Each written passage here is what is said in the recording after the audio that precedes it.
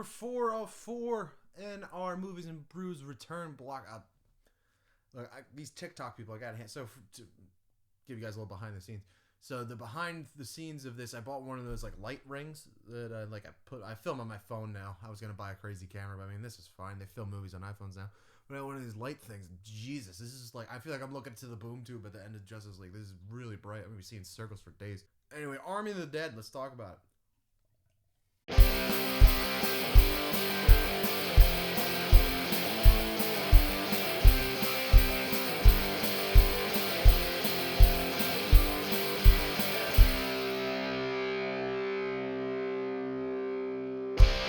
Okay, so Army of the Dead is Zack Snyder's latest film, just dropped on Netflix a week ago.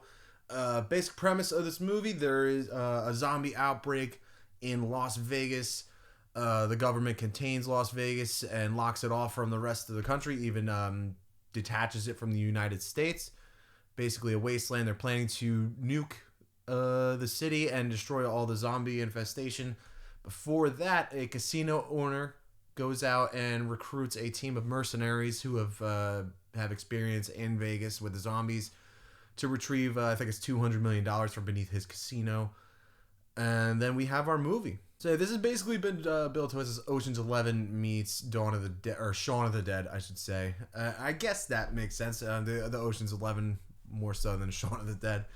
Not knocking on the movie. I did enjoy the movie.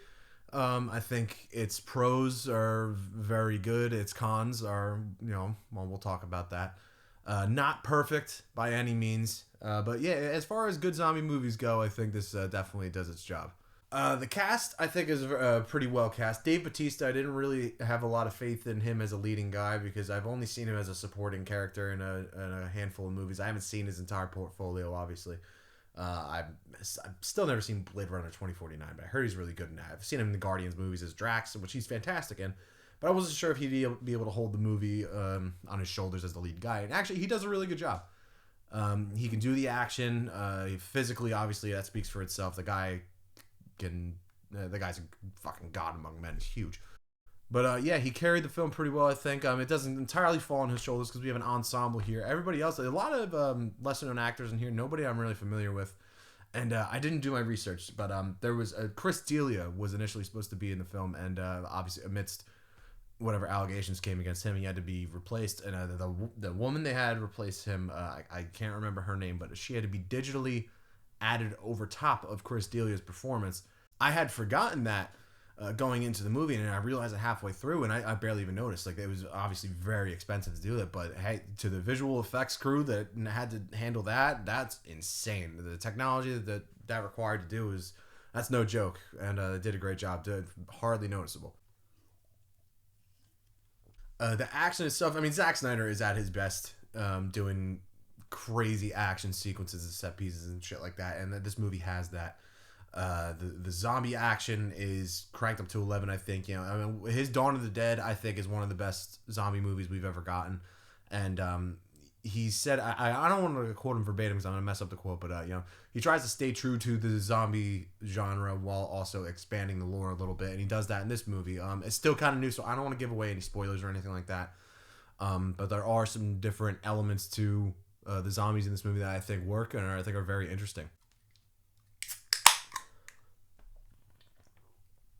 And yeah, like I said, when the movie's working and doing what it should be doing, it works very well. But there's a lot in this movie character-wise that just doesn't really pan out. There's a lot of missed opportunity in here. I thought the marketing for this movie was awesome. The bright lights and the pink and everything, the very Vegas feel of everything was very cool. Very Suicide Squad-esque looking. And I thought there was a lot of fun to be had here. And there is a lot of fun in the movie, but it didn't entirely deliver on the level that I expected it to. I thought it was going to be just kind of a quick, brisk, zombie, violent action romp. And it didn't necessarily hit all those notes. I think they really should have just dove into the Vegas aspect of it a little bit more. I hate to ask for it to be more violent. Like, I don't want to judge it on thinking what I expect it to be. I'm trying to judge it on its own merits. And it is a good movie. It is pretty good. But I just think there was a little bit of missed opportunity there.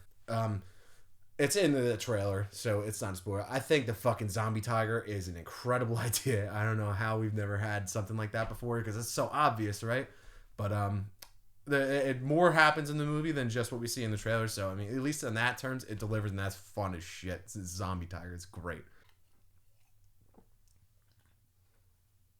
I would say my main gripe with this movie, though, and like I said before, I love consuming content, but I don't like when I can feel the runtime. You know, like when I'm sitting there for 2.5 hours and I feel like, God, this is such a long movie. And this movie, it's I hate to shit on Zack Snyder too. I'm not shitting on him or anything like that, but I love Zack Snyder. I love his work and everything, but this movie did not need to be 2.5 hours. Like, there's so much you could just cut out of this movie. The whole arc, well, no spoilers. But yeah, this movie does not need to be a 2.5 hour runtime. You could have cut this down by a half hour at least, and it would have been great. It would have been brisk in, out. Focus on the action. Focus on what this movie should be focusing on, and then it would have been fantastic. I think they kind of overindulged a little bit on this one, which is fine. But still, this movie is still a big success for Netflix and for Zack Snyder. I'm glad to see him coming back to his roots because he had a very bad time over at DC, and it sucks we're not going to be able to see him finish that vision. But at least he can do something original and do something fun with this universe because Netflix is all in. For you guys that don't know, they're putting a ton of money into this franchise, Army of the Dead. We're not seeing this is not a one-off thing. There is a prequel, there is a spin-off, there's definitely going to be sequels. They're going all in on Zack Snyder, and good for him. He deserves it over at Netflix. I'm excited to see what comes out of this universe because I think cool zombie shit is in short supply. I mean, Walking Dead. I mean, I've only watched a little bit of it. What I hear from everybody else is kind of meh at this point. So bring in some new zombie shit. And if Zack Snyder's doing it, fuck yeah, I'm in. Anyway, guys, those are my thoughts on Army of the Dead. I'm going to give it a 3 out of 5 brews. Runtime, if it was just a little bit tightened up and cut down a little bit more, kind of get that bullshit out of there that I wasn't really digging, I think this movie would have been much better, benefited a lot more from it. But still, solid zombie action, great violence. Can't get into any spoilers or whatever, but still, it's on Netflix now. Guys, go check it out, please. If you have any thoughts, leave it in the comments section. And please like, subscribe, share it. Tell everybody. Tell your friends. Tell your mom. Tell your dad. Tell everybody. Movies and Brews. We're back, baby. We're doing it.